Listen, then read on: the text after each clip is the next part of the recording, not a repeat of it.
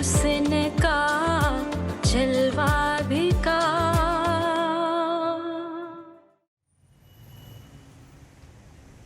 Ma'am साहब थोड़े से पैसे दे दे। मैं तुम्हें रोज भीख मांगते देखती हूँ। तुम्हारे घर में और कौन कौन है? घर में हम 3 ही लोग हैं, अम्मा अब्बा और मैं। अम्मा अब्बा क्या करते हैं? अम्मा तो वही करती है जो मैं करती हूँ, अब्बा कुछ नहीं करता, इसलिए हम दोनों को ही काम करना पड़ता है। देखो, भीख मांगना कोई अच्छी बात नहीं, ये एक बहुत बड़ी बुराई है और तुम जैसी लड़कियों के मसाइल में खूब अच्छी तरह समझती हूँ।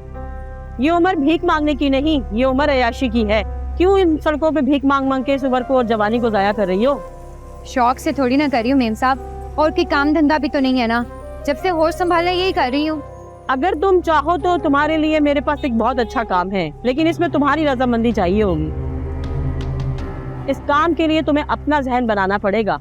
फिलहाल तुम्हें अपने घर वालों से कोई बात नहीं करनी। ऐसा क्या काम है मेम साहब? देखो, मेरी एक मॉडलिंग कंपनी है, मैं मॉडल बनाती हूँ। मैं उन्हें एक शनाख्त देती हूँ जिसमें पैसा दौलत शोहरत सब कुछ है। मैं हर किसी को मॉडल नहीं बनाती, तुम जैसी खूबसूरत लड़कियों को ही मॉडल बनाती हूँ। मैं तुम्हें महंगे डिजाइनर के कपड़े खरीद के दूंगी, तुम टीवी में अपने आप को देखोगी। बोलो क्या चाहती हो? सारी जिंदगी इन सड़कों पे भीख मांगना चाहती हो या एक अच्छे से फ्लैट पे अपनी एक अच्छी सी जिंदगी गुजारना चाहती हो? ऐसी जिंदगी कौन नहीं गुजारना चाहता मेम साहब, लेकिन ये मॉडलिंग मुझे नहीं आती है। मेरे घर में तो टीवी नहीं है, तो पता ही नहीं है कि ये काम होता कैसे है। सुनो, जिस दिन तुम राजी हो जाओगी ना, मुझे जरूर बता देना, मैं तुम्हें सब सिखा दूंगी और तुम मीडिया में राज करोगी, राज। मेम साहब, अब्बा को ना से पर अम्मा को तो मुझे बताना पड़ेगा ना कि क्या काम है। अच्छा ठीक है, अपनी अम्मा से मशवरा कर लेना, लेकिन उन्हें ये बताना कि मुझे एक अच्छा काम मिल रहा है, मैं करना चाहती हूँ। उन्हें ये भी बता देना इस काम में बहुत पैसा है और थोड़े ही दिनों में पैसे की रेलपेल हो जाएगी।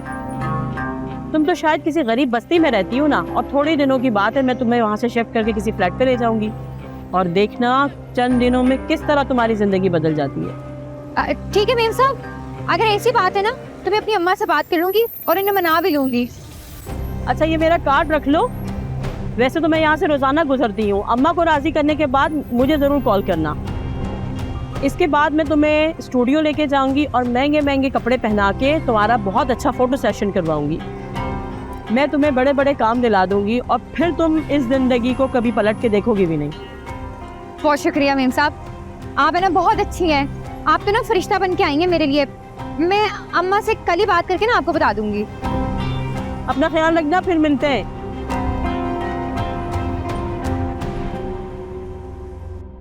कौन है आप और मेरे घर के सर्वेंट क्वार्टर में आपको किसने बंद किया है? आपका घर है, आप लोगों के अलावा कौन बंद कर सकता है? लेकिन मैं आपको नहीं जानती। मुझे कल रात को आपके लोग उठा के ले आए थे। क्या क्या आप उन्हें जानते हैं? नहीं, मैं नहीं जानता, पर मुझे लगता है कि वो सेठ दाऊद के लोग हैं। सेठ दाऊद? हाँ, कुछ दिन पहले मेरा उससे फड्डा हुआ था।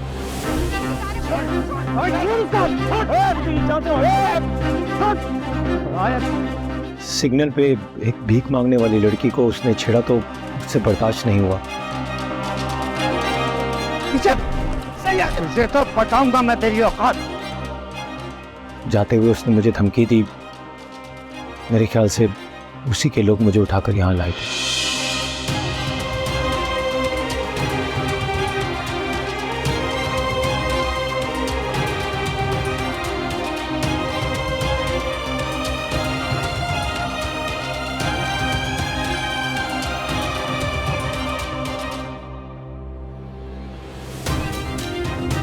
जाओ उसको लेकर आओ।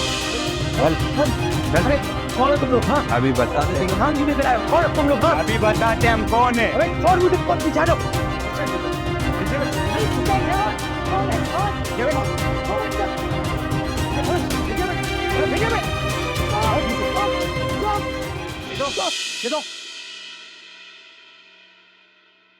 ये आदमी ठीक कह रहा बेगम साहिबा। चौकीदार भी यही कह रहा था कि रात को साहब के आदमी उसे लाके क्वार्टर के अंदर बंद कर दिया था। ठीक है, इस सारे मामले को मैं खुद देख लेती हूँ। और फरीद, तुम इनको लेके जाओ, इनके घर छोड़ कर आओ, और मैं पर्सनली आपका मामला खुद देखूंगी। लेकिन आपको इस मामले में जो भी तकलीफ पहुंची है उसके लिए मैं बहुत माफ़ी चाहती हूँ। अब आप अपने घर जा सकते हैं। फरीद, जाके इनको घर छोड़ कर आओ। शुक्रिया, बहुत शुक्रिया आपका।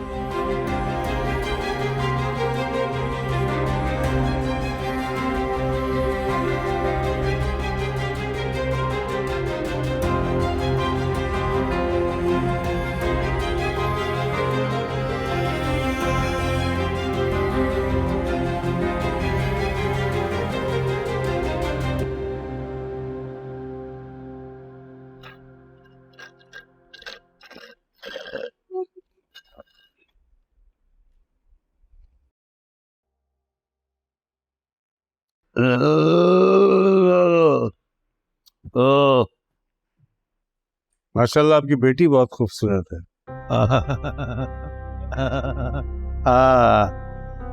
अल्लाह की देन है सेठ जी, अल्लाह उसको नजर बद से बचाए। खुदा मेरी बेटी को नजर बद से बचाए। अयूब साहब, लगता है आपके अक्ल को समझदारी छू के नहीं गुजरी अभी तक। यानी जिसकी इतनी खूबसूरत बेटी सड़कों पे मारी मारी घूमती है सारा दिन, सैकड़ों नजरें उसको ताड़ती हैं, वो कह रहा है खुदा मेरी बेटी को नजरें बद से बचाए। वैसे तो आप ठीक कह रहे हैं सेठ जी, लेकिन ये बात मेरे अख्तियार में कहाँ है कि मैं लोगों की आंखों के सामने पर्दे डाल दूं। इसीलिए तो कह रहा हूँ कि तुम जैसी क्लास के लोग इतनी खूबसूरत बेटी के होते हुए भी दिमाग लड़ाना नहीं जानते। हाँ तो सेठ जी, आप ही कोई दिमाग लड़ाने का तरीका बता दें। इसीलिए तो तुमको यहाँ बुलाया। देखो सीधी सी बात है,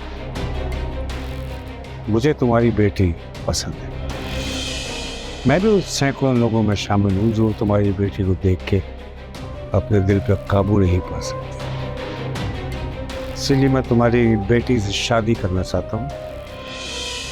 सोच लो, जिंदगी तुम्हारी भी बन जाएगी और तुम्हारी बेटी की। सेठ जी, कहीं आप मजाक तो नहीं कर रहे?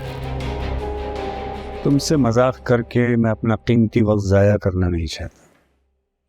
अभी जवाब दो, तुम्हें ये मंजूर है या नहीं?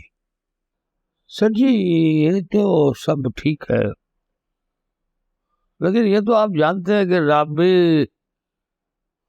मेरा सब कुछ है। अगर मैंने राबी को आपके हवाले किया तो मैं तो फाकों से मर जाऊंगा। असल में तुम जैसे लोगों का मसला ये है कि सीधी जबान समझते नहीं, टेढ़े मेढ़े रास्तों पर चलने के आदी होते हो। चलो सीधी तरह ये बताओ, अपनी बेटी की मुझसे शादी करने के पैसे कितने लोगे?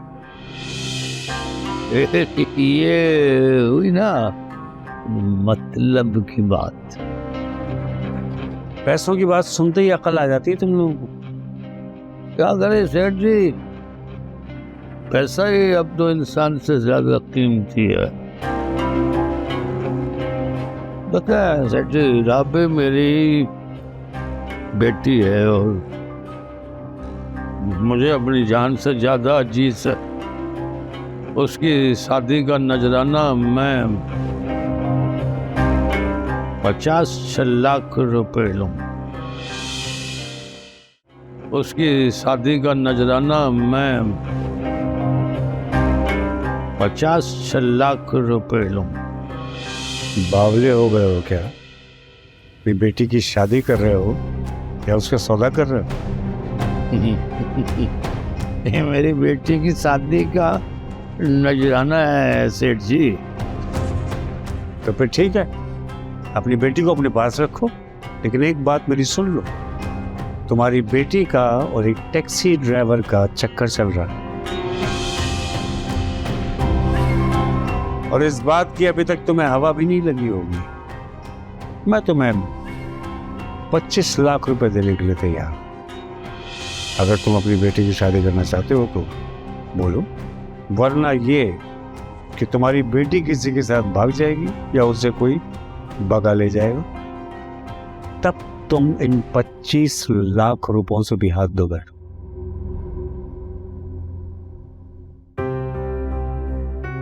कह तो आप सही रहे हैं सेठ जी।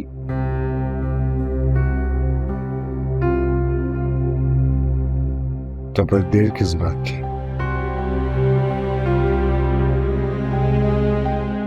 आपने मेरी आंखें खोल दी सेठ जी। अब देर किसी बात की नहीं है। आप 25 लाख का बस तो बंद करें। मैं राबी की शादी आपसे करवाने के लिए तैयार हूं।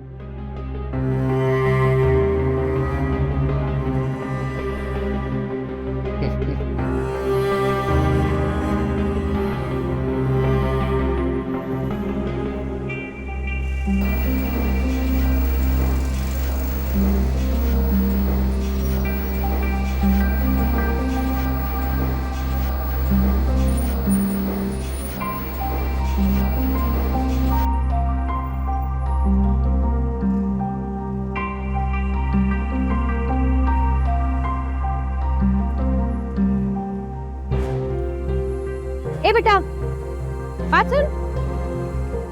वो जिब्रान को जानते टैक्सी वाला? जी बाजी। उसे देखा है क्या आज? जी बाजी, कल रात उसको 3 लोग मारते हुए लेके जा रहे थे। ये क्या कह रहे? तुझे कैसे पता? बाजी मैंने अपने आंखों से देखा है। उसे कहाँ लेके गए, कुछ पता है? बाजी मुझे कुछ भी नहीं पता। जिब्रान को कौन मार सकता है? कहाँ ढूंढूं? कहाँ गया होगा वो?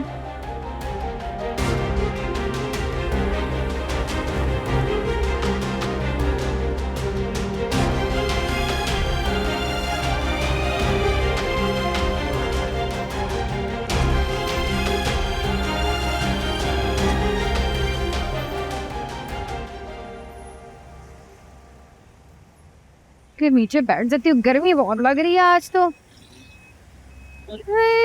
थक गई। इतना मुश्किल है, तो एक बिना आज कम हो गई है। अरे अल्लाह, क्या है बे?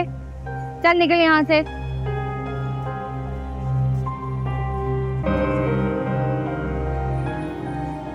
हाय, गर्मी ज्यादा लग रही है आज। गन्ने का जूस भी लेते हैं। आए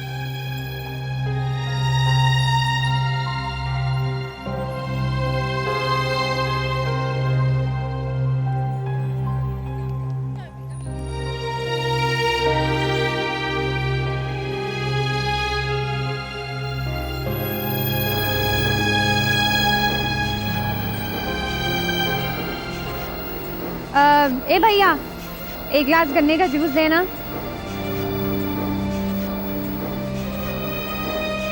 भैया, क्या है? घूर क्यों रहा है? पहले कभी लड़की नहीं देखी है? देखी तो है, पर तुम जैसे खूबसूरत दुकान में पहले कब देख रहा हूँ। चल निकल यहाँ से, दूंगी एक कान के नीचे। नहीं तो बड़ा है ये, सिक्के से कुछ सिरे देने के। अरे भैया, जूस दे दो, गर्मी लग रही है।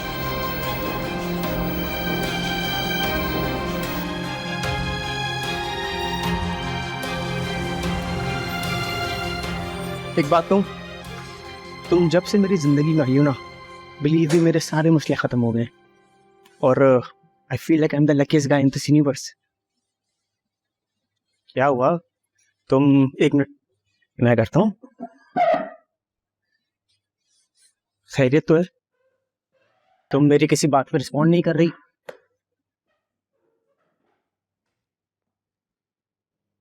भाभी को हमारे बारे में सब पता चल गया वहीद।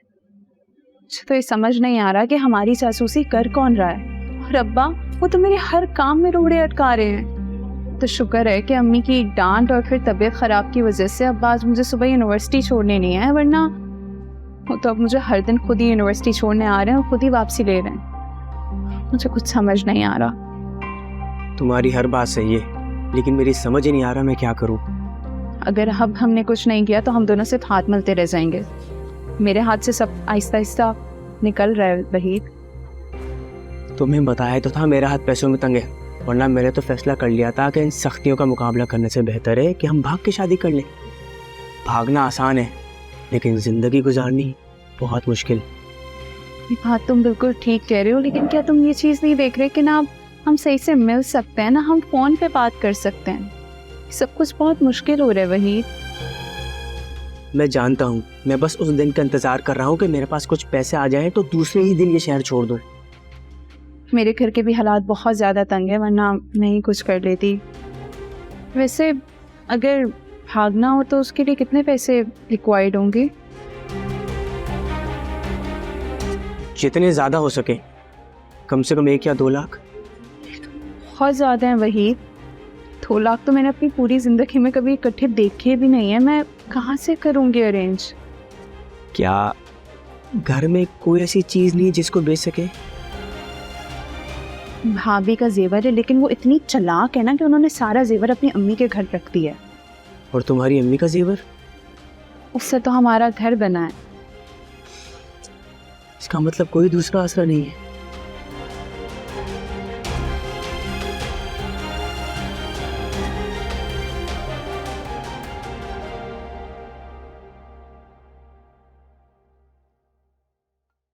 आओ आओ, खुश आमदीन खुश आमदीन।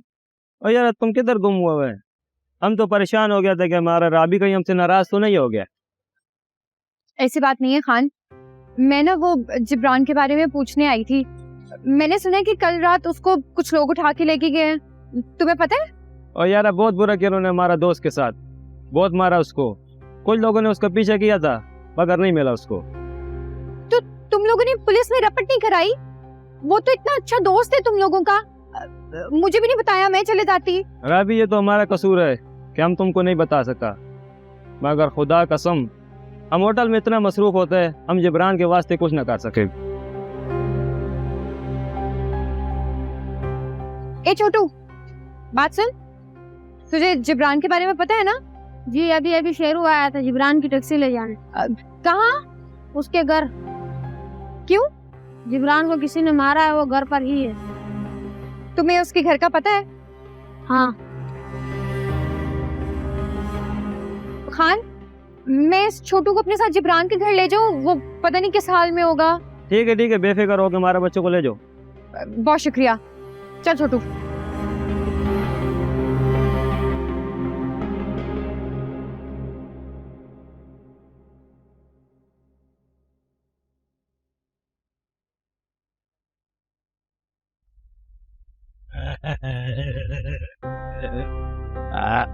क्या हुआ? आज इतना अकड़ कर चल रहे हो? ये अकड़ किस बात की है? आज जिंदगी में पहली दफा मुझे अपनी जिंदगी में अपनी अहमियत का अंदाजा हुआ है। कौन सा तीर मार के आए हो? अब संभालो तो सही, अपने आप को संभालो।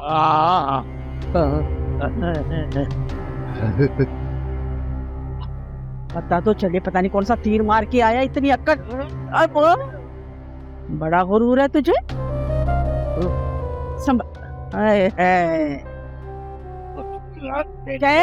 कह रही हो तुझे संभाल अपने आप को, खाम खाई की अक्कड़।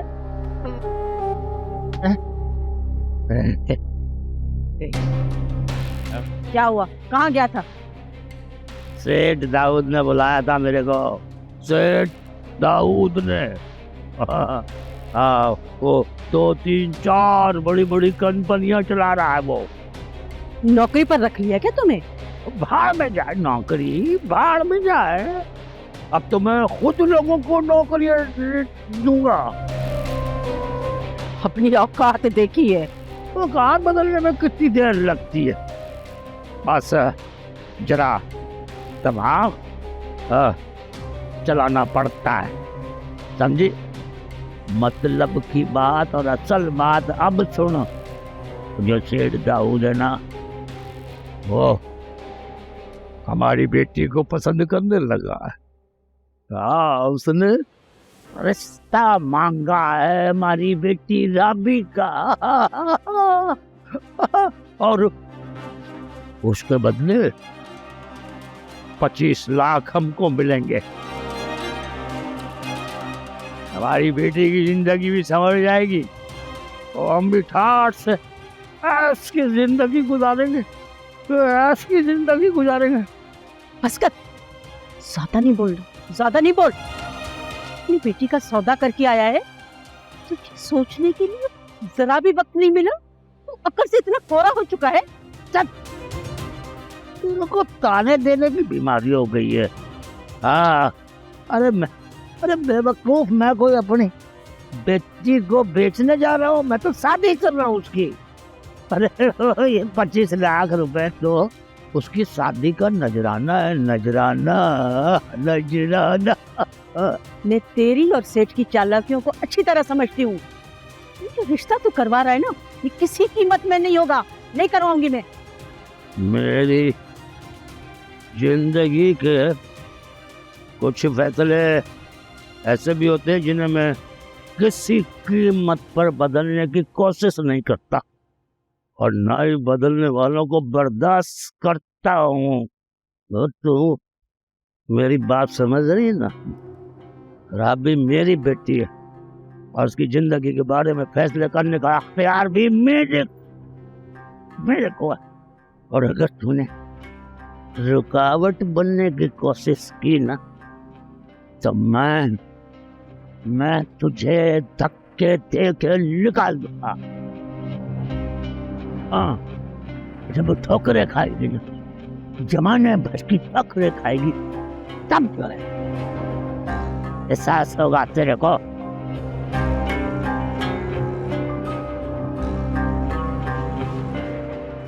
लालची हो, बहुत लालची इंसान हो तुम।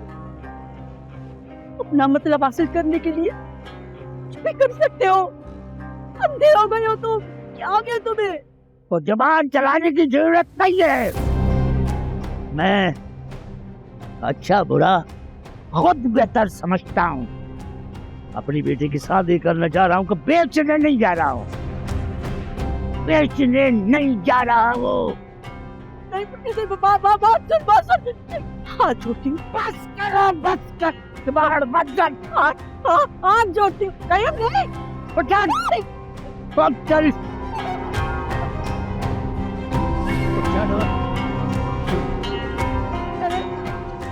नहीं करने दूंगी मैं। चल, नहीं करने दूंगी। चल।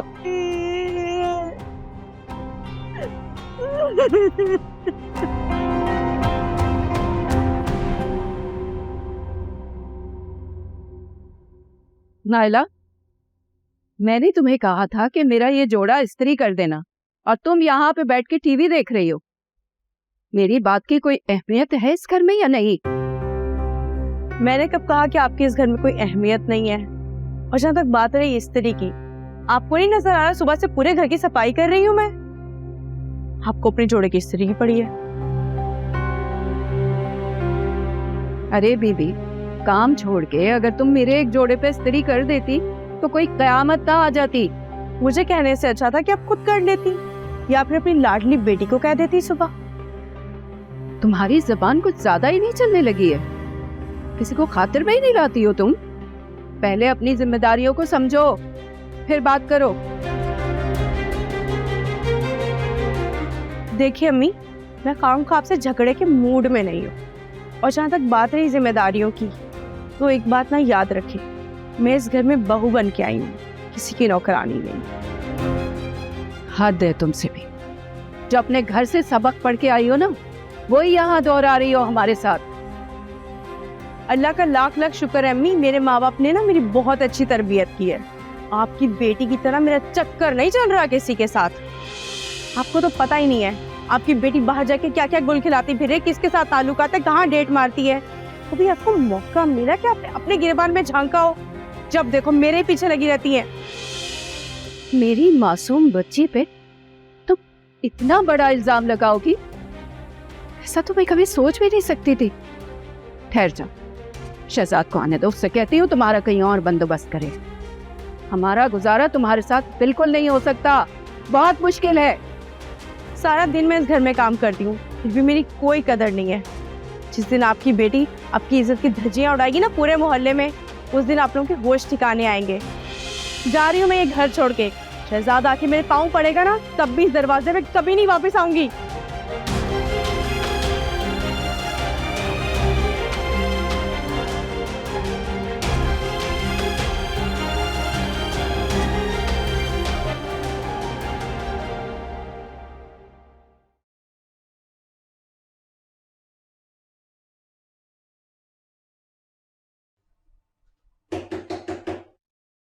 खुला है दरवाजा, आ जाओ।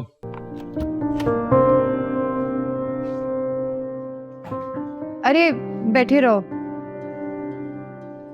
तुम यहाँ? हाँ, वो मुझे पता चला था सारे मामले का। खान का लड़का छोड़ के गया मुझे यहाँ। सब किसने किया है? कौन थे वो लोग? सेठ दाऊद के गुंडे। क्या? इसका मतलब है तुमसे बदला लेने की कोशिश कर रहा है? उसके बंदों ने मुझे सेठ दाऊद के घर में बंद कर दिया था। वो तो इत्तेफाक से वहाँ के मुलाजमीन ने सेठ दाऊद की बीवी को सब कुछ बता दिया। इस तरह मेरी जान बच गई, वरना वो तो मुझे जान से मार देना चाहते थे। करे खुदा का कि तुम बच गए, लेकिन इस बात की क्या जमानत है कि वो फिर ये हरकत नहीं करेंगे? तो तुम्हारी जान के पीछे पड़े हुए हैं, ढूंढ रहे होंगे वो लोग तुम्हें। ऊपर से तुमने दरवाजा भी खोल के रखा हुआ है। हाँ, तुम ठीक कह रही हो, अभी भी खतरा है, मुझे मोहतात रहना होगा। ये सब है ना मेरी वजह से हो रहा है। तुम्हारी वजह से क्यों? अगर उस दिन तुम मेरी वजह से सेठ दाऊद से ना लड़ते तो आज इस बात की नौबत ही ना आती। जिंदगी में ना चाहते हुए भी कुछ खेल खेलने पड़ते हैं और उनकी कीमत भी चुकानी पड़ती है। मेरी समझ में कुछ नहीं आ रहा कि तुम क्या कह रहे हो, लेकिन मैंने एक बात का फैसला कर लिया जिब्रान। अगर तुम मेरी खातिर अपनी जान पर खेल सकते हो, अपनी जान को दांव पे लगा सकते हो, तो मैं भी तुम्हारी खातिर अपनी जान को दांव पे लगा सकती हूँ।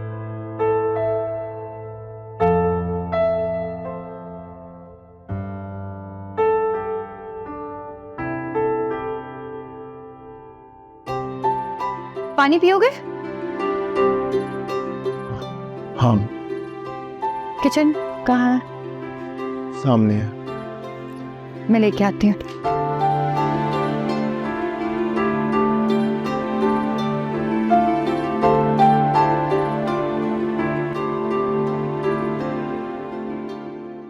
मैंने तुम पर बहुत भरोसा किया था और तुमने मेरे भरोसे पर पानी फेर दिया।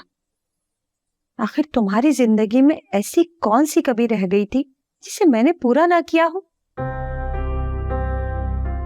तुमने मेरे एतमाद को ठेस पहुंचाई है। देखो बेगम, तुमको मेरे बारे में गलतफहमी हो गई है। तुम मेरी बात क्यों नहीं समझती? तुम एक 2 टके की भीख मांगने वाली से मुझे जोड़ रही हो, और वो भी उस टैक्सी ड्राइवर के कहने पे। अफसोस की बात है, अफसोस की बात है। तुम लाख चाहने के बावजूद भी अपनी गलतियों पर पर्दा नहीं डाल सकते, और अब मैं भी एक नए फैसले पर उतर आई हूँ। बेगम, मैं तुमको कैसे यकीन दिलाऊं कि अब मैं तुम्हारी जुबान से कोई भी बात सुनने की रवादार नहीं हूँ। तुमने मेरे स्टेटस का ख्याल ना रखते हुए एक भीख मांगने वाली लड़की में इन्वॉल्व होने की कोशिश की। एक टैक्सी ड्राइवर को उठवाकर तुमने सर्वेंट क्वार्टर में बंद करवा दिया। मुझे अंदाजा नहीं था कि तुमने गुंडे भी पाल रखे ताकि मेरी इमेज को तुम खराब कर सको। ये तो अच्छा हुआ कि अभी मार्केट में ये बात फैली नहीं है, वरना मेरी कंपनी की वैल्यू 0 हो जाती। बेगम मेरी समझ में नहीं आ रहा कि तुम आखिर इतनी मामूली बातों को इशू क्यों बना रही हो। इसका मतलब ये सब बातें सच है? नहीं, मेरे कहने का मतलब ये था कि मैं सच और झूठ की तमीज करना खूब जानती हूँ। तुम एक जिम्मेदार वर्कर थे। तुमसे ना सिर्फ शादी की बल्कि तुम्हें एक आला मुकाम दिया मैंने। इसके बावजूद तुमने मुझे हर मामले में ब्लाइंड रखा।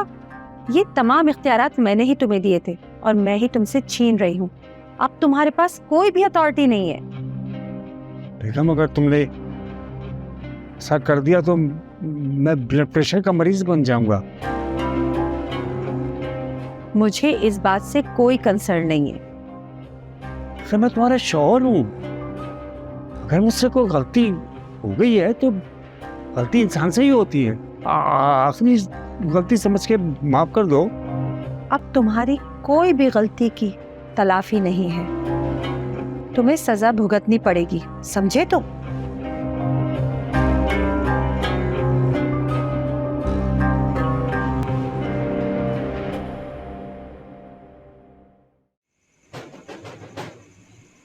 अरे कौन है भाई?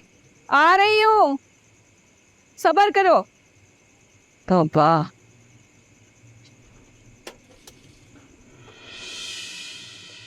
अरे शहजाद, वो नाइला। क्या तमाशा लगा रखा है? क्या प्रॉब्लम हो गई आप लोगों को? अरे वो अपनी मर्जी से घर छोड़ के गई है। मैंने कोई जोर जबरदस्ती नहीं की उसके साथ। देखिए अम्मी, मैं कोई बेवकूफ़ बच्चा नहीं हूँ। मुझे अच्छी तरह से अंदाजा है कि आपने नायला से क्या बात की होगी। मैं सब कुछ बर्दाश्त करता आ रहा हूँ, लेकिन अब मुझसे बर्दाश्त नहीं होता। अरे क्या हो गया शहजाद तुझे? तेरी बीवी ने क्या पट्टी पढ़ाई है तुझे? तू तो बिल्कुल उसी के लहजे में बात कर रहा है। माँ की कोई इज्जत नहीं है। दिन भर नायला यहाँ नौकरानी की तरह काम करती रहती है, फिर भी आप लोगों को उससे शिकायत रहती है। और मैं आप लोगों के मसले सुलझाता रहूँ या फिर दिन भर नौकरी करके आप लोगों का पेट पालूं? कोई एक काम हो तो बता दें मुझे। ये कैसे बात कर रहा है तू मुझसे? देखिए अम्मी, मैं इस वक्त वही कर रहा हूँ जो मुझे ठीक लग रहा है। और रही बात इज्जत की, तो मैं आपकी बहुत इज्जत करता हूँ और मुझे अपनी बीवी की इज्जत करना भी लाजिम है। अच्छा तू आहिस्ता तो बात कर। तमीज नहीं है माँ से बात करने की? मुझे तो बड़ा मान था तुझ में, तू भी बदल गया। तेरी बीवी ने तुझे अपने पल्लू से बांध लिया है। तू अब माँ की कम अपनी बीवी की ज्यादा सुनने लगा है। अम्मी, अपनी गलतियों पे पर्दा मत डालें। मैं नायला को लेने जा रहा हूँ और उससे पहले मेरी बात कान खोल के सुन लें। वो इस घर की बहू है, नौकरानी नहीं। उसकी भी कोई इज्जत है। और रही बात काम की, तो अपनी बेटी महविश पे भी नजर डालें। जिस लड़के के साथ वो घूम रही है ना, मुझे सारी इतलात मिल रही है। आप इसको समझाएं। अगर उसने अपने लक्षण बंद ना किए ना, तो मैं कुछ भी कर सकता हूँ, कुछ भी।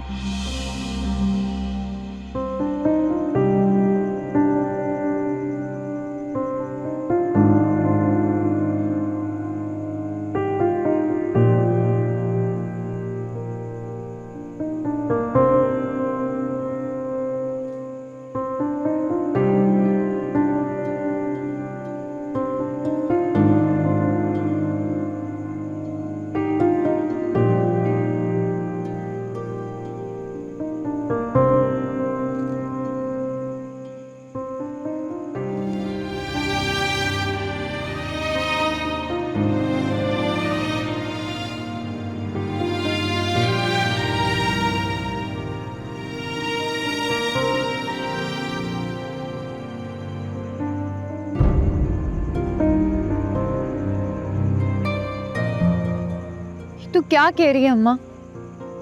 अब्बा ने मेरी शादी उस सेठ दाऊद के साथ तय कर दी है। अब्बा का दिमाग तो नहीं चल गया? दिमाग ही तो चल गया है ना उसका, जब भी तो ऐसी हरकतें कर रहा है। अगर कुछ बोलते हो तो गाली गलोच मारने को दौड़ता है। बोलता घर से निकल जाओ। क्या करूं मैं? चाहे घर से निकलना पड़े अम्मा, लेकिन मैं उस सेठ दाऊद जैसे लालची इंसान से शादी नहीं करूंगी। ताकि मार पड़े उसे। 25 लाख में सौदा किया है। तुझे तो पता है ना तेरे बाप का, जहां पैसा देखते वहां गिर जाता है। उसको ख्याल नहीं है। जो भी कह ले अम्मा, मैं किसी भी कीमत पे ये बात मानने के लिए तैयार नहीं हूँ। तो पता है ना, उसकी जिद के आगे कुछ भी नहीं कर सकते। क्या करे? अम्मा अब हमें भी ना जुर्रत करनी पड़ेगी। कब तक हम अब्बा के बताए हुए रास्तों पे चलते रहेंगे और इस तरह जिल्लत की जिंदगी गुजारेंगे? इसलिए मैंने एक फैसला कर लिया है। ऐसा फैसला?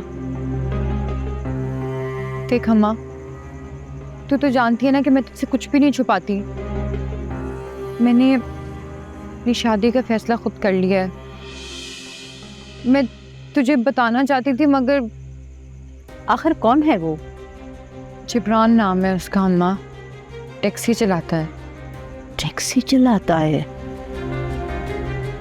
मैं जानती थी कि तुझे ये सुन के हैरत ज़रूर होगी, लेकिन अम्मा इस पूरी दुनिया में ना सिर्फ वही है जो मुझे खुश रख सकता है।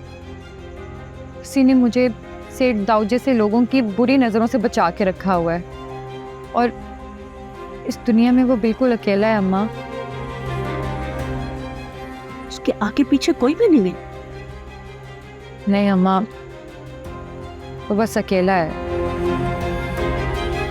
फिर भी तो उससे शादी करेगी? अम्मा, मैं इतने सालों से भीख मांग रही हूँ, इन सड़कों पे 1000 लोगों से मिल चुकी हूँ, लेकिन आज तक मुझे कभी कोई जिब्रान जैसे इंसान नहीं मिला। मैं उसे खोना नहीं चाहती। सेठ दाऊद जैसे इंसान से अगर मेरी शादी हो भी जाएगी ना, तो वो अपनी हवस पूरी करने के बाद ना मुझे कहीं उठा कर फेंक देगा। ठीक है, जैसा तू कहेगी ना वैसा ही होगा। जो इज्जत से 2 वक्त की रोटी खिलाए ना, वही अमीर घराना है। तेरी शादी मैं टैक्सी वाले से ही कराऊंगी। तेरे बाप को जो चाहे ना करे, मैं खुद ही इस बात को देख लूंगी। तू फिक्र ना कर, बस देखना तेरी शादी मैं कराऊंगी। हाँ, आया है बड़े बेचने वाला, सौदा करने वाला, शर्म नहीं है इसे।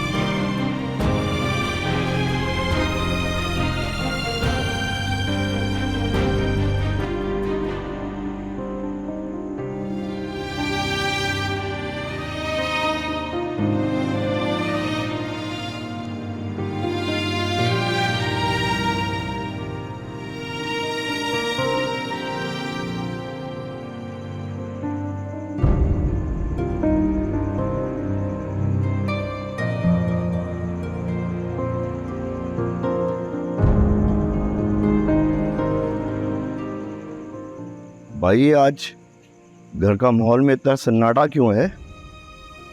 एक तो मेरी तबीयत भी खराब है, फिर भूख की शिद्दत ने मुझे निढाल कर दिया। या कोई ख्याल रखने वाला भी नहीं। तुम यहाँ ऐसे कैसे बैठी हो भाई? शुक्र करें जिंदा हूं। है? अरे भाई खुदा ना खास्ता ऐसी क्या बात हो गई भाई? ये शहजाद को आजकल अपनी बीवी कुछ ज्यादा ही अजीज नहीं हो गई है। एक तो सुबह वो मुझे इतनी सुना के गई, ऊपर से वो आया, उसने तो मेरी इज्जत ही हथेली पर रख दी। कसूर उनका नहीं, कसूर वालिदैन का होता जुबैदा बेगम। जब बच्चे माँ बाप के गिरबान में हाथ डाल दें तो वो वक्त बड़ा कमजोर होता है, तुम्हारे और हमारे जैसे माँ बाप के लिए। इसीलिए तुमसे मैं कहता हूं कि बच्चों के हाथ में लगाम मत दो, बल्कि बच्चों की लगाम अपने हाथ में लो। मेरे कोई सुनता ही नहीं। जब से आया हूं तो मैं देख रहा हूं कि एक अजीब ही उल्टा निजाम चल रहा है यहाँ पर। अरे पूरा दिन मैं बिस्तर में पड़ रहा हूं, तुम्हारे किसी बच्चे ने आके मुझसे पानी का नहीं पूछा। तुम कह रही हो कि बच्चे इज्जत नहीं करते। अरे क्या खाक इज्जत करेंगे बच्चे? तुम जाकर बैठो, खाना लगाती हूँ मैं। वो महविश का है? अपनी सहेली के घर गई है, वो नसरीन खुद आई थी, वरना मैं उसे अकेले जाने ना देती। मैंने इस बात पे कब एतराज किया है? तुमने तो मुझे इस मामला से बिल्कुल सुबकदोश कर दिया। भाई बार बार ये मामला तो उठा के मैं अपनी इज्जत दांव पे तो नहीं लगा सकता ना। ये कैसी बातें कर रहे हो तुम? अच्छा अभी सारी बातें छोड़ो, मुझे ये बताओ कि खाना मिल सकता? बहुत भूख लग रही है मुझे। जाओ जरा खाना ले आओ मेरे लिए।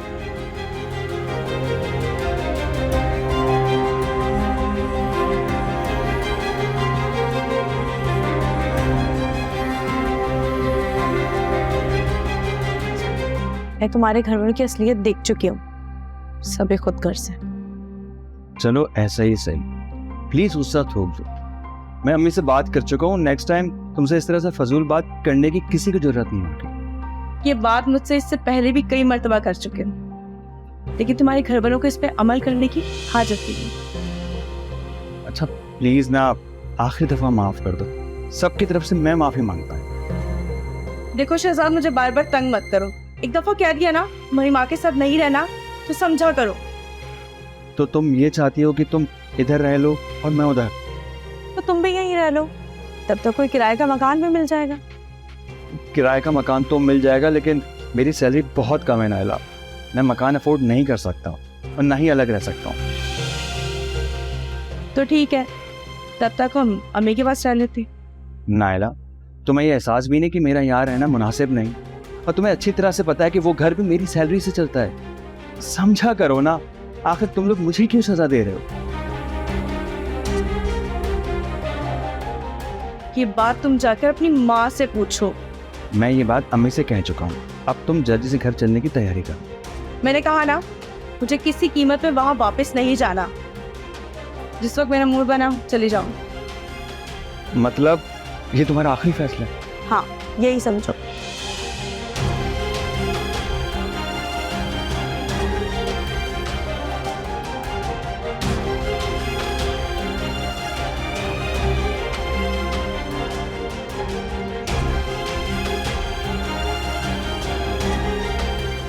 अरे बाबा समझा करो ना, मैं अम्मी के सोने के बाद ही तुमसे बात कर सकती हूँ।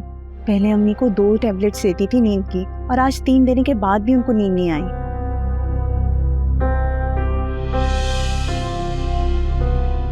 आज छत पर आना बहुत मुश्किल है। अप्पा ने रातों को उठकर मेरी चौकीदारी करना शुरू कर दी है।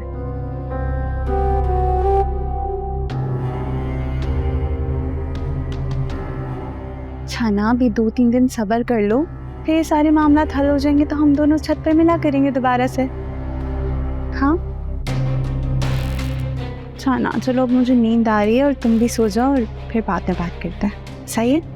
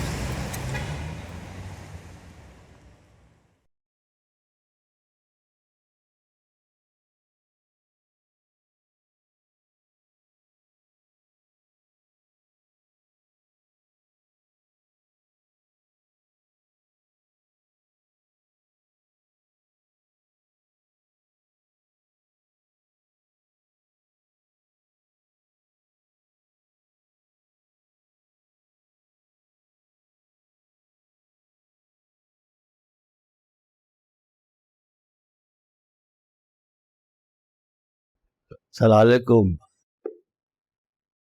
आ गए सुबह सुबह मनुष्य शक्ल लेके अपनी।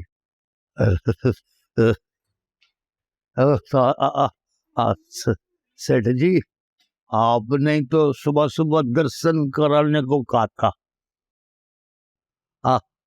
लेकिन मैं ये क्या देख रहा हूँ, तो कल तो आप बड़े शानदार कमरे में बैठे हुए थे, लेकिन आज इस कमरे में फजूल बकवास करने के लिए नहीं बुलाया, ना फजूल सवालात के लिए।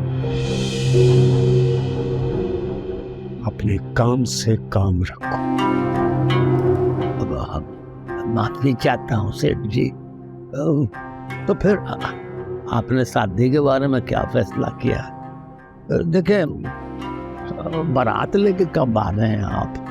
क्योंकि असल में 25 लाख की रकम बड़ी रकम होती है और नोट भी ज्यादा होते हैं, तो मैं तो बैग भी छोटा लेके आया हूँ सेठ जी। गरम वाला लेने की जरूरत नहीं है, बस सब्र करो, प्रॉब्लम्स हो गई हैं। अचानक इतने सारे पैसे मेरे पास फिलहाल नहीं है। कहीं आपके इरादे तो नहीं बदल रहा है सेठ जी? मैं अपने इरादे बदलने को फैसला नहीं करता।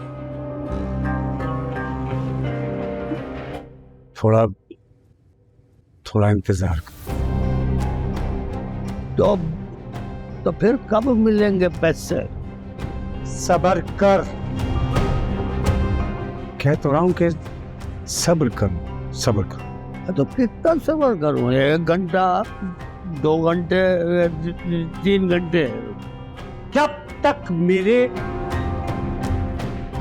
मेरे हालात दोबारा से बेहतर ना हो जाए,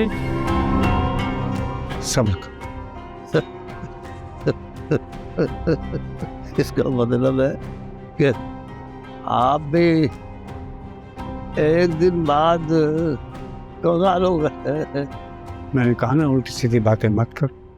और सुनो, गौर से सुनो, जब तक मैं तुम्हें यहाँ ना बुलाऊं, आना मत। देखिए सेठ जी, जो भी फैसला करना है मुझे जल्दी करना, जल्दी। देखिए ना, 25 लाख की रकम का नाम जब से मैंने सुना है ना, तो रातों को नींद नहीं थी। जब भी आंख लगती है ना, तो चारों तरफ नोट ही नोट नजर आते हैं। अब ये ख्वाब देखना बंद करो और राबी की जाके हिफाजत करो। और टैक्सी ड्राइवर साला मेरे हाथ से निकल गया, वो दोबारा मेरे लिए खतरा पैदा कर सकता है। उसको राबी के करीब भी फटकने मत देना। उसकी आप फिक्र ना करें, बस मेरी तसल्ली के लिए आप कुछ पेशगी इनायत करें। देखो, अभी ये मुमकिन नहीं है सेठ जी। आपको क्या लगता है लोगों ने मुझे नहीं बुलाया होगा?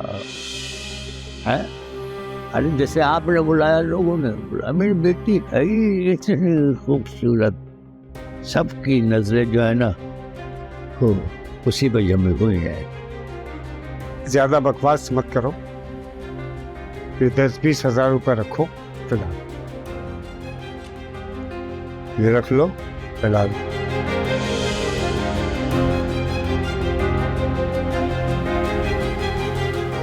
और अगर इसके बाद भी मैंने तुम्हारे मुंह पे किसी और का नाम सुना, अपने गुंडों से तुम्हारा मुंह तोड़वाऊंगा।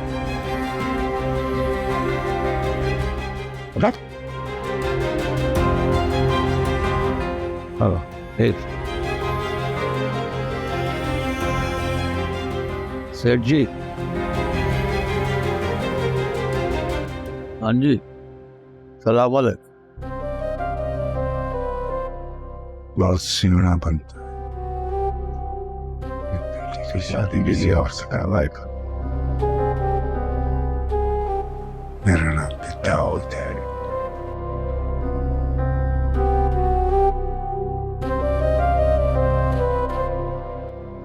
देखो, मैं तुम्हें बताने के लिए आई हूँ, अपने बेटे वहीद को काबू में रखो। अगर वो बाज नहीं आया ना, तो मैं उसे थाने की सैर करा दूंगी। अरे मेरी मासूम बच्ची को बिगाड़ के रख दिया उसने। आधी रात को फोन करके उसको छत पे बुलाता है। अरे पता नहीं क्या पट्टी पड़ाई है मेरी बेटी को, उसके लिए बावली हो गई है वो। मैं आज शराफत की जबान में तुम्हें समझा रही हूँ, अगर आइंदा भी उसने ऐसी हरकत की ना, तो मुझसे बुरा कोई नहीं होगा। तुम तो ऐसे कह रही कि जैसे सारा कसूर मेरे बेटे का है। तुम्हारी बेटी इतनी ही नेक और पारसा है तो मेरे बेटे से फोन पर बातें क्यों करती है? अपनी बेटी को तुमने खुद ही बिगाड़ा है और अब इल्जाम मेरे बेटे पर मत लगाओ। मुझे जो कहना था ना मैं कह चुकी हूँ। अगर आइंदा भी वो मेरे घर के आसपास नजर आया ना तो उसकी टांगे तोड़ दूंगी। तुम मेरे बेटे को छोड़ो, अपनी बेटी की फिक्र करो। अगर तुमने इतनी अच्छी तरबियत की होती तो आज तुम मेरे दरवाजे पर शिकायत लेकर ना आती। मेरा बेटा तो मर्द है, तुम्हारी बेटी को शर्म नहीं आई एक अजनबी से इस तरह बात करते हुए? मेरा बेटा उसे घर से उठाकर थोड़ी ले जाता। जो मुझे समझाना था ना मैं तुम्हें समझा चुकी। अब तुम अपने बेटे को समझाना चाहती हो तो समझाओ, वरना मैं देख लूंगी। यही मशवरा मेरा तुमसे है, अपनी बेटी को संभालो। सी बात कर रही है जैसे कोई तमाशा लगा रखा है। तमाशा लगाने वाले भी तुम ही लोग हो। जाओ जाओ।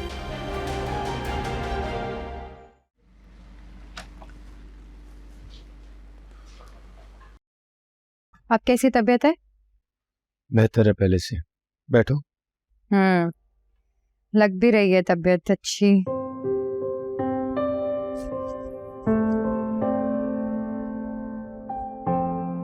ये सब क्या है? ये मैं वैसे ही तुम्हारे खाने के लिए कुछ सामान लाई थी। पगली हो तुम भी, अपनी जरूरत की चीजें मेरे पास ले आई। मेरी जरूरत ना जिब्रान अब बस तुम ही हो। और तुम्हारी जरूरत पूरी करने के लिए मैं डबल भीख मांगने के लिए भी तैयार हूँ। लेकिन मैं तुम्हें कभी भी ऐसा कोई मशवरा नहीं दे सकता। तुम्हें पता है, रात मैंने अम्मा से तुम्हारी और अपनी शादी की बात कर ली। अच्छा, तो क्या कहा उन्होंने? अम्मा को तो कोई एतराज नहीं, लेकिन एक दूसरा मसला खड़ा होने जा रहा है। वो क्या? वो ये कि मेरे अब्बा ने ना मेरी शादी सेठ दाऊद के साथ तय कर दी है। और अम्मा बता रही थी कि सेठ दाऊद ने अब्बा को 50 लाख देने की लालच दी है। मेरा अब्बा ना बहुत लालची इंसान है। मुझे समझ नहीं आ रही कि अब क्या किया जाए अब्बा का। इस मामले में तो मेरी अम्मा भी बेबस है। तुम बेफिक्र रहो, मैं तुम्हारे अब्बा की ये ख्वाहिश कभी पूरी होने नहीं दूंगा।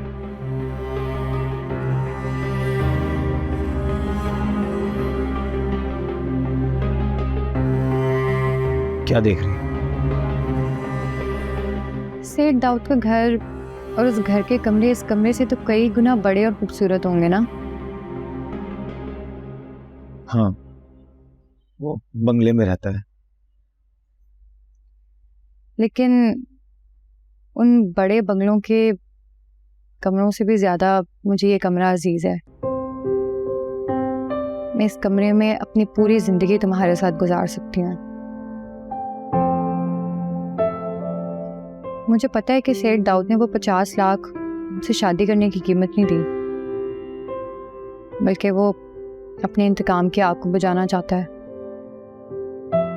देखो, तुम्हें कोई फिक्र करने की जरूरत नहीं है। मेरे होते हुए तुम्हारा कोई एक बाल भी बीका नहीं कर सकता, इसलिए तुम्हें इस बारे में परेशान होने की कोई जरूरत नहीं है।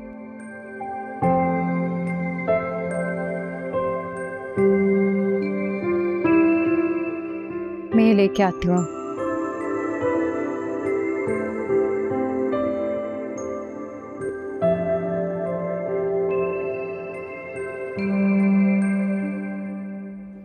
इधर आओ मेरे से, पड़े रहो यहाँ पर। ठीक कहता था तुम्हारा बाप, मेरी ही आंखों पे पर्दे पड़ गए थे। मुझे तुम्हारी करतूत दिखाई नहीं दिए। शर्म से पानी पानी हो गई हूँ। तुम्हारे बाप की आंखों में आंखें डालकर बात भी नहीं कर सकती। क्या सोचकर किया तुमने ये सब?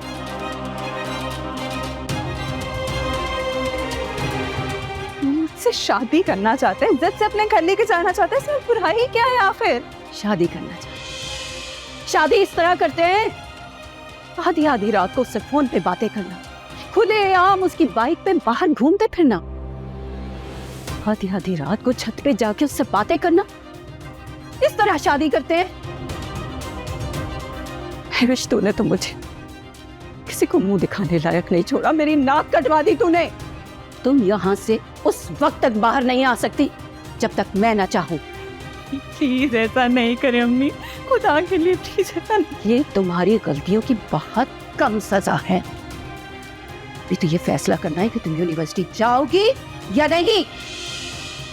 अम्मी खुदा के लिए मुझे इतनी बड़ी सजा ना दे, खुदा के लिए मुझे इतनी बड़ी सजा ना। जो गलतियां तुमने की है ना, उसकी ये सजा बहुत कम है। जब बस चले ना तुम्हें, तुम तो पड़ी रहो यहीं पे।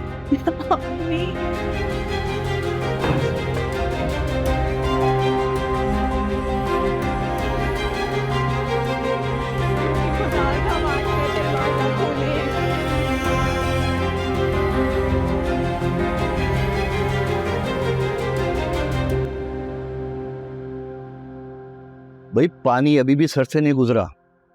अल्लाह का लाख लाख शुक्र है कि हमारी बेटी उस लड़के के चुंगल से निकल आई। मेरे भी होश ठिकाने आ गए हैं।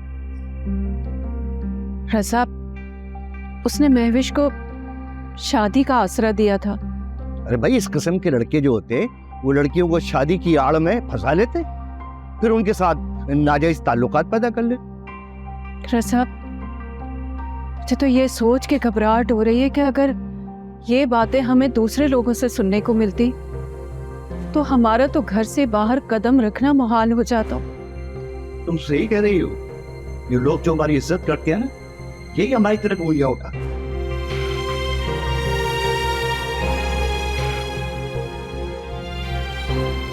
अब मैं महविश को तुम्हारे हवाले करती। तुम जो चाहो उसके लिए फैसला करो, मुझे मंजूर होगा। और अगर तुम चाहो तो उसे यूनिवर्सिटी से भी निकलवा दो। नहीं नहीं, पढ़ाई उसका हक है, पढ़ाई नहीं रोकूंगा मैं।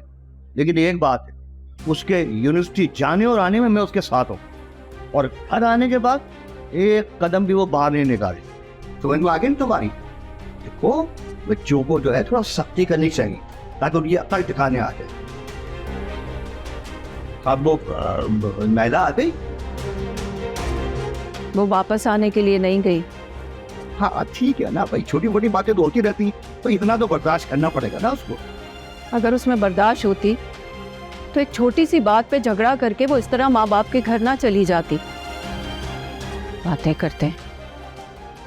मुझे तो बस ये सोच के घबराहट हो रही है कि कहीं वो महविश के बारे में दूसरे लोगों से ढंढोरे ना पीटती फिर रही हो। तुम शहजाद को समझा दो कि अपनी बीवी की जबान पे ताला लगा दे, अगर अपना बोले वो। देखो रज़ा, शहजाद को समझाने के चक्कर में मैं अपनी बेइज्जती नहीं करवा सकती हूँ। ये काम तुम्हें खुद करना पड़ेगा।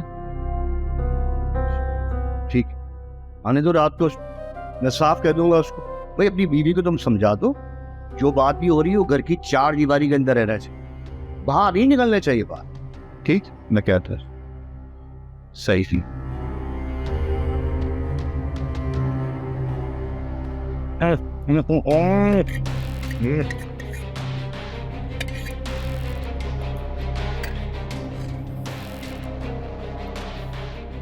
तुम दोनों माँ बेटी ने मुर्गी खिलाना तो दूर की बात, अरे मुर्गी की शक्ल तक नहीं दिखाई थी हमको।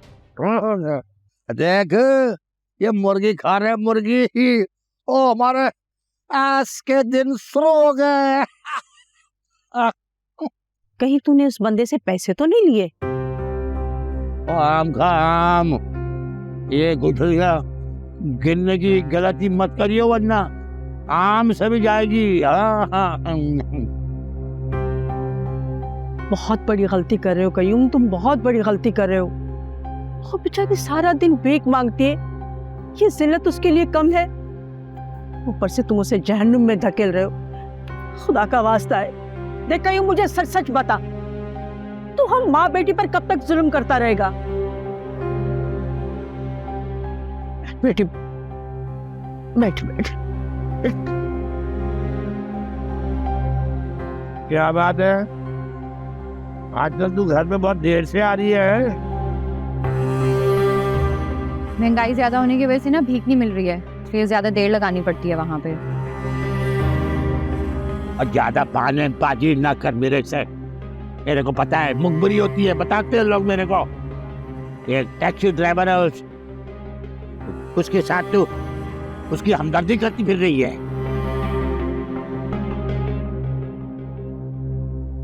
आठ घाट पानी पीकर बड़ा हुआ हो, सब मालूमात रखता हूँ मैं सब।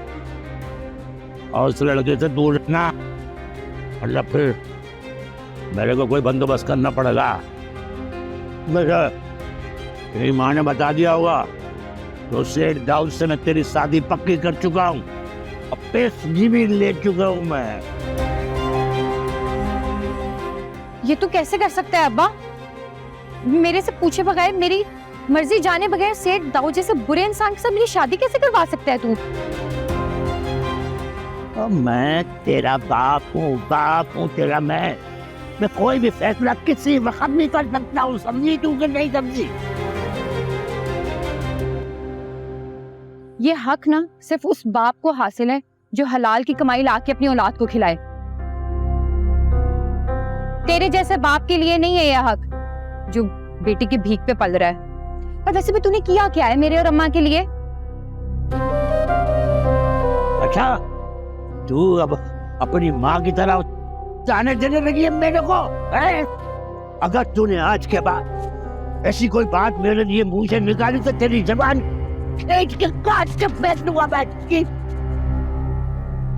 दिन भर सैकड़ों लोगों से मिलती हूँ मैं, मर्दों की तरह सामना करती हूँ उनका, तो तुझसे नहीं डरने वाली मैं। और वैसे भी जहां तक शादी की बात है वो मैं अपनी मर्जी से ही करूंगी।